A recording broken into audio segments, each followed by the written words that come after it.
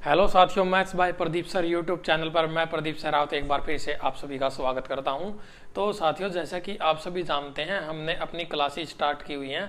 Reasoning की भी हमने साथ के साथ क्लासेस स्टार्ट की थी। एक साइड तो हम मैथ्स के प्रीवियस ईयर के पेपर और अपने टॉपिक वाइज सवाल कर रहे हैं, दूसरी तरफ साथ ही साथ हमने प्रीवियस ईयर के रीजनिंग के पेपर सोल्व करने भी स्टार्ट किए थे। क्योंकि अभी जो आगामी एग्जाम होने हैं, जैसे कि दिल्ली पुलिस का पेपर होना है, या फिर कोई और हम एचएसएससी की बात करें, रेलवे की बात करें, आरआरबी की, एनटीपीसी का पेपर भी होना है जो दिसंबर में होना है, और भी हमारे एसएससी सीजीएल का या फिर सीपीओ का जितने भी पेपर, अभी सीएचएसएल का पेपर भी हो गया। तो इन सभी में रीजनिंग का अपने आप में बहुत ज़्यादा इंपॉर्टेंट पार्ट रहता है। तो उसको देखते हुए हम रीजनिंग के प्रीवियस ईयर पेपर्स लगाने शुरू करते हैं। उससे क्या होगा बच्चों, साथ के साथ आपकी रीजनिंग की भी प्रैक्टिस होती चली जाएगी, और प्रीवियस ईयर पेपर्स जो अभी अभी लेटेस्ट पेपर हो रहे हैं, जैसे कि अभी सीएचएसएल का हुआ वो करवा दूंगा, अभी लॉकडाउन से पहले अपने सीजीएल के पेपर हुए थे वो करवा दूंगा, एचएसएससी के जितने भी पेपर हुए हैं उनकी रीजनिंग करवा दूंगा। तो सारे रीजनिंग के लेटेस्ट पैटर्न जितना भी रीजनिंग का है वो सारा हमें पता चल जाएगा कि अब नए पैटर्न में रीजनिंग के सवाल किस तरह के रीजनिंग के क्वेश्चंस पेपरों में पूछे जा रहे हैं। तो यहाँ पर हम शुरुआत कर रहे हैं। एक क्लास ऑलरेडी आप लोगों को मिल चुकी है रीजनिंग के प्रीवियस ईयर पेपर्स की। तो उसमें क्या था बच्चों, आप लोगों ने बहुत ज़्यादा उसको सपोर्ट किया। बहुत बच्चों ने कहा कि सर इस क्लास को भी कंटिन्यू कीजिए और साथ ही साथ मैथ के भी प्रीवियस ईयर पेपर्स कराते रहिए।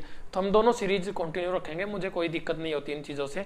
तो भी बढ़ते हैं, देखो अपने सवाल देखते हैं क्या क्वेश्चन पूछा गया है रीजनिंग का। ये जो पेपर है ये एसएससी के पूछे हुए सारे के सारे प्रश्न है, एसएससी के पेपर से हैं ये, ठीक है। सारे के सारे जो क्वेश्चन होंगे ना आपकी स्क्रीन पर इंग्लिश में आएंगे, हिंदी में मैं उनको ट्रांसलेट करता रहूँगा। तो यहाँ पर दिया हुआ है 9:100, 9:100, और यहाँ पर दिया है 13, और आगे यहाँ पर उसने कुछ पूछा है कि आगे क्या होगा। तो यहाँ पर चार ऑप्शन मुझे दिए हुए हैं।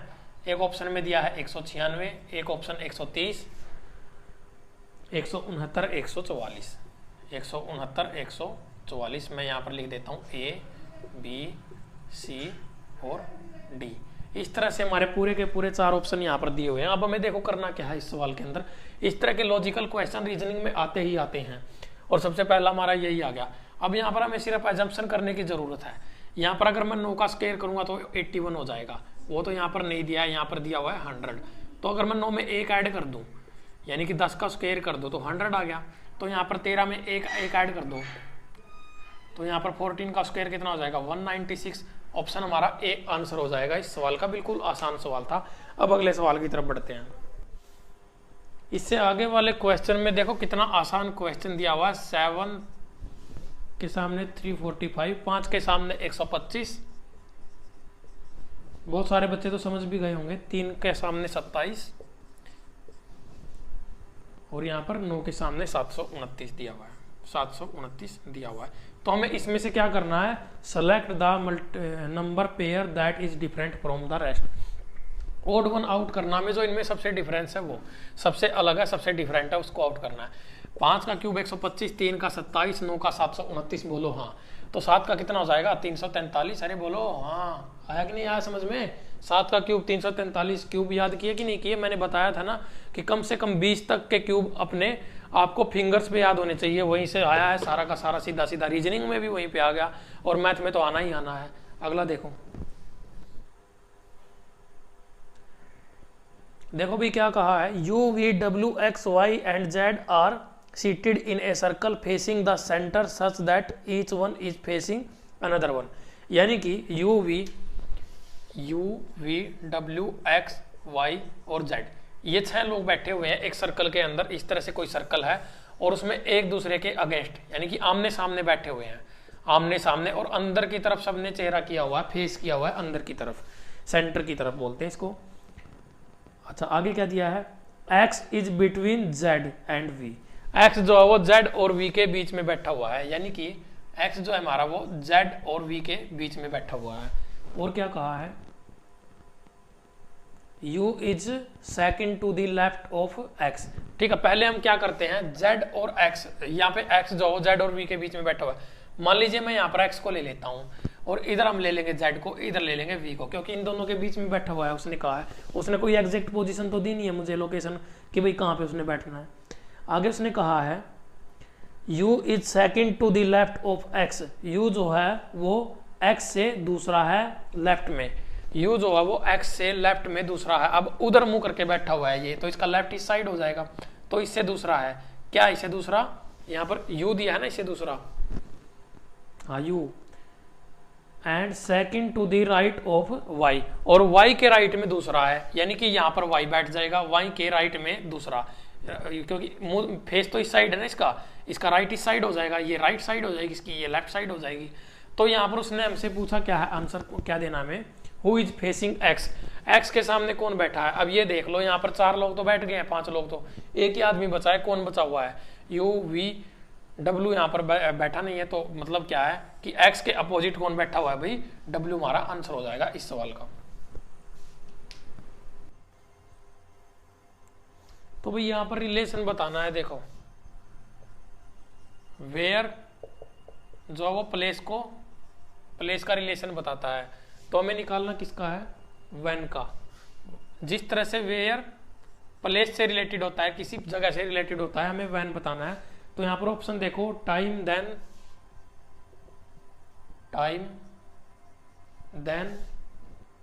There Y.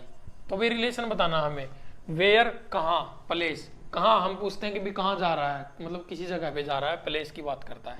व्हेन का मतलब क्या हुआ, कब, जब, कब, तब, यानी कि टाइम की बात करेगा। किसकी बात करेगा भाई, टाइम की बात करेगा, बोलो हाँ। अगला सवाल देखो भाई सिलोजिज्म का क्वेश्चन आ गया। सिलोजिज्म मैंने करवा तो दिया है, सिलोजिज्म का पूरा टॉपिक करवा रखा मैंने, पूरा टॉपिक उसमें क्या बोलते हैं, प्लेलिस्ट में जाके देख लेना। All balls are boats, all balls are boats का मतलब क्या हुआ, जितनी भी बॉल्स हैं वो क्या है, बोट है। इस तरह से इसका डायग्राम बनेगा, यहाँ पे बोट आ जाएगा, मतलब क्या है, जितनी भी बॉल्स है ना वो सारी बोट के अंदर आ जाएंगी। All balls are boats, all boats are cars, और ऑल बोट्स आर कार्स, पूरा टॉपिक करवा रखा है। ये बैंकिंग के लिए भी बड़ा इंपॉर्टेंट है, और यहाँ पर आपका ना रेलवे के पेपर में बिल्कुल 100% आएगा रीजनिंग का, रेलवे के पेपर में, दिल्ली पुलिस के पेपर में 100% आएगा, एसएससी में भी 100% आता है। सिलोजिज्म का टॉपिक बड़ा इंपॉर्टेंट होता है, प्ले लिस्ट में देख लेना, मैंने करवा रखा पूरा का पूरा। कंक्लूजन निकालने हैं यहाँ पर, सम कार आर बॉल, यहाँ पर लिख लेते हैं सम कार्स आर बॉल्स, ये तो हमारा हो गया पहला कंक्लूजन। अब दूसरे की बात करते हैं, all balls are cars, all balls are cars, और तीसरा क्या हो गया हमारा, all cars are balls, all cars are balls. ठीक है, ये तीन हमें, ये वेन डायग्राम हमारा बन गया। ये हमें क्या दिए हुए स्टेटमेंट, हमें ये कंक्लूजन दिए हुए हैं, हमें बताना है इनमें से कौन सा सही है कौन सा गलत है। ठीक है, सिलोजिज्म का बिल्कुल बेसिक से करवा रखा, वहां पे देख लेना अगर किसी को समझ ना आए तो। सम कार्स आर बॉल्स, क्या कह रहा है, कुछ कार बॉल हैं, कुछ कार बॉल हैं। क्या बात है, कार के अंदर कोई पार्ट ऐसा है जो बॉल्स है, बिल्कुल ये दिख रहा है हमें, यानी कि ये जो हिस्सा है ना, ये वाला हमारा क्या है, ये वाला हमारा हिस्सा जो है, ये सिर्फ इस हिस्से की मैं बात कर रहा हूं, ये वाला हिस्सा हमारा क्या कार के अंदर है या नहीं है, कार के अंदर है। इसका मतलब क्या हो गया, ये कंक्लूजन हमारा सही है। क्यों सही है, क्योंकि कार का कुछ हिस्सा बॉल्स है, और वही उसने पूछा है। All balls are cars, all balls are cars का मतलब क्या हुआ, सभी बॉल जो है वो कार हैं। क्या हमारी सभी बॉल कार हैं, जितनी भी हमारी बॉल है क्या वो कार हैं, बिल्कुल है। ये भी हमारा कॉमन आ रहा है, ये हिस्सा हमारा, क्योंकि बॉल्स का हमारा पूरा का पूरा हिस्सा कार के अंदर है। ये तो हमारी स्टेटमेंट होनी थी ट्रू। ऑल को कार्स आर बॉल्स, क्या कह रहा है, सभी कार जो है वो गेंद है, सभी कार बॉल है। सभी कार बॉल कैसे होगी भाई, कार तो सबसे बाहर है, बाकी सारी चीजें कार के अंदर हैं। अगर हमें सभी कार बॉल दिखानी है तो हमें इस तरह से बनाना पड़ेगा, डायग्राम इस तरह से बनेगा, ये हमारी कार हो जाएंगी और ये हमारी बॉल हो जाएगी। लेकिन ये तो बिल्कुल उल्टा है, इसका मतलब ये कंक्लूजन हमारा क्या हो गया, गलत हो जाएगा। तो मतलब इसमें ऑप्शन हमारा क्या आंसर आएगा, only conclusion 1 and 2 follow, conclusion 1 and 2 follow, ये हमारा आंसर हो जाएगा। इस तरह से पूछता है, और बैंकिंग के लिए बड़ा इंपॉर्टेंट टॉपिक होता है, इससे 4-5 प्रश्न आते हैं बैंक में। तो 1-2 पेपर आपका दिल्ली पुलिस, रेलवे, एसएससी के एग्जाम में और रेलवे के एग्जाम में आना ही आना है। अब अगला देखो भाई यहाँ पर कैसे दिया हुआ, कोक हैन, कोक हैन ये आपस में रिलेटेड हैं, ये जेंडर हैं, मस्कुलिन और फीमेल जेंडर हैं, फेमिनियन इनको बोलते हैं, मस्कुलिन फेमिनियन। ब्रोदर भाई इंग्लिश की बात है, देखो इतना तो मुझे भी नहीं पता। सिस्टर मस्कुलिन और फेमिनियन। यहां पर बियर का दिया हुआ है कब, और लायन का लोयनेस। ये शेर, ये शेरनी, ये बालू, यहां पर बालू के लिए दिया हुआ है कोक हैन, मुर्गा मुर्गी, ब्रोदर भाई बहन, इस तरह से दिया हुआ है। लेकिन यहाँ पर कब जो दिया हुआ है ना ये गलत है। बियर का जो फेमिनियन होता है ना वो उसको बोर बोला जाता है, BOAR। ये आप लोग चेक कर लेना, बियर का बोर बोला जाता है। कब क्या होता है मुझे ध्यान नहीं आ रहा है, कब मेरे ख्याल से पता नहीं, तो गाय के बच्चे को बोला जाता है शायद, कुछ ऐसा ही होता है, मुझे ध्यान नहीं इसके बारे में, अपना एक बार कंफर्म कर लेना। तो भाई यहाँ पर एक सीरीज और दी हुई है हमें, 3, 6, 9, आगे क्या है 12, 15, 18, 12, 15, 18, 21, 24, 21, 24, 28, 30, ठीक है। 28 के ऊपर मेरा यहाँ पर हमें निकालना है कि भाई इनमें से क्या गलत है। तो बिल्कुल 28 साफ साफ नजर आ रहा है, यहाँ पर हर एक में 3 ऐड हो रहे हैं, तो यहाँ पे भी 3 ऐड बोलो। हाँ बिल्कुल आसान, ये तो कुछ था ही नहीं भाई। और देख लेते हैं क्या दिया हुआ अगला सवाल। चलिए अभी एक और कोडिंग डिकोडिंग का सवाल आ गया हमारे सामने। देखिए कोडिंग डिकोडिंग किस तरह से पूछी हुई है। यहाँ पर A to Z अल्फाबेटिक्स से कोडिंग डिकोडिंग आता ही आता है, ये तो हमारा हर तरह के एग्जाम में आना ही आना है। तो यहाँ पर देखो क्या हो रहा है, एस से अगर हम टी पे जा रहे हैं, यहाँ पर ऑप्शन दिए हुए हैं, यहाँ पर ये लिखा हुआ है सारा का सारा। एक बच्चा कह रहा था कि सर आप डिजिटल बोर्ड के ऊपर पढ़ाया करो। भाई डिजिटल बोर्ड के ऊपर भी पढ़ाएंगे, लेकिन थोड़ा समय तो आने दो, आप लोग थोड़ा सा मुझे हौसला दो, वीडियो को लाइक शेयर किया करो, तभी तो मैं वहां तक पहुंच पाऊंगा। अभी हमारा इतना लेवल नहीं है कि मैं ये बात कहूँ आप लोगों को।